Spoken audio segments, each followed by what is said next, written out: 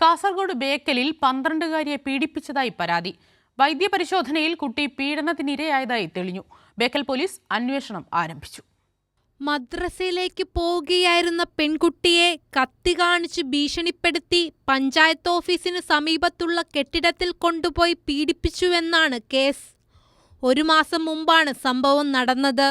കറുത്തു തടിച്ച ഇതര സംസ്ഥാനക്കാരനായ ഒരാളാണ് തട്ടിക്കൊണ്ടുപോയതെന്നാണ് പെൺകുട്ടി നൽകിയ മൊഴി.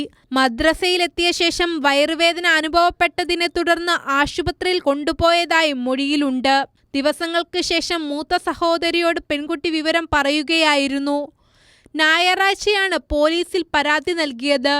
പരാതിക്ക് പിന്നാലെ പെൺകുട്ടിയെ ജില്ലാ ആശുപത്രിയിൽ വൈദ്യപരിശോധനയ്ക്ക് വിധേയയാക്കി. പീഡനത്തിനിരയായതായി തെളിഞ്ഞു. പെൺകുട്ടിയുടെ മൊഴിയിൽ വൈരുദ്ധ്യമുണ്ടെന്നാണ് പോലീസിന്റെ പ്രാഥമിക നിഗമനം. പരാതിയിൽ പറയുന്ന കെട്ടിടത്തിൽ പോലീസ് പരിശോധന നടത്തി. പോക്സോ വകുപ്പുകൾ ചുമത്തി കേസെടുത്ത പോലീസ് വിശദമായ അന്വേഷണം നടത്തിവരികയാണ്. കൈരളി ന്യൂസ്, കാസർഗോഡ്.